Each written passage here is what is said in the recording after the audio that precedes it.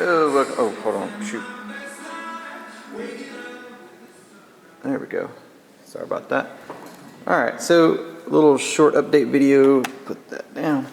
So the motors are in.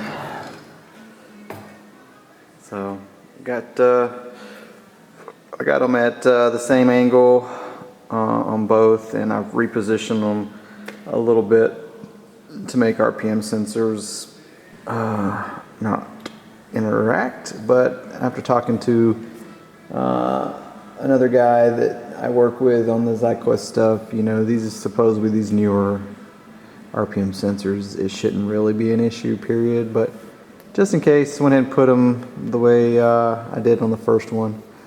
I went back and switched out the servos. I got the 300 ounce-ish servos, and they seem to drive them just fine. And then I went in and put in all the panels and ran the wires forward a little bit. So I got all the top panels, top two panels, and then the bottom panels where the servo accesses are. So tail is done. So I'm going to start cleaning up a little bit, put it aside, and then get the fuselage up on the table here. And probably kind of first order of business is tanks. I plugged the holes that they had. I need to make sure that I got no leaks in those tanks because their layup was pretty rough. So I'm going to check that and go ahead and install my BVM high flow fittings.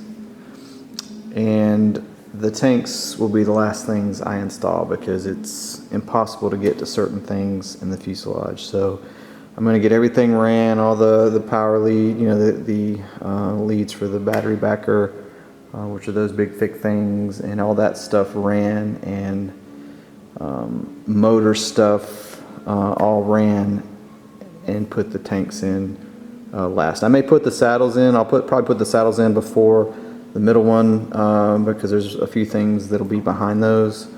But once that's done, I can put the saddles in, and then I'll leave that center tank out until probably the last thing. So, but yeah, that's kind of where I'm at.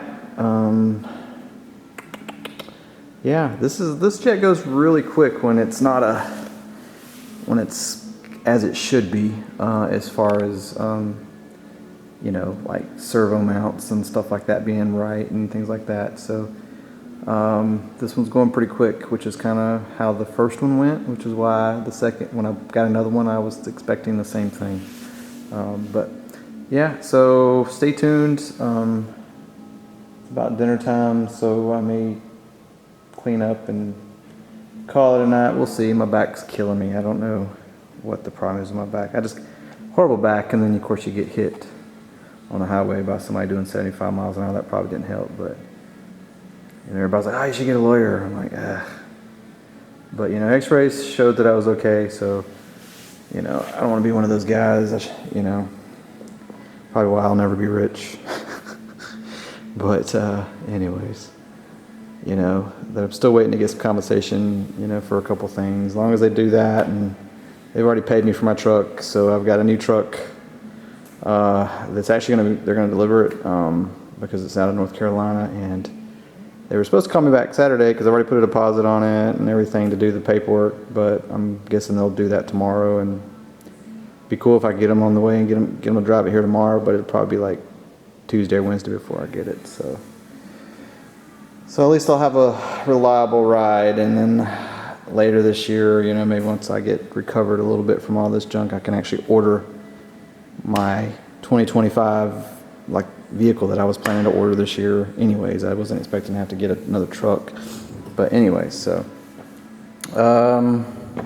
yeah, so anyways, I'm gonna cut this one short and clean up a little bit and get the fuselage on the table and kind of figure out what I'm gonna do next. So you guys take it easy, and later.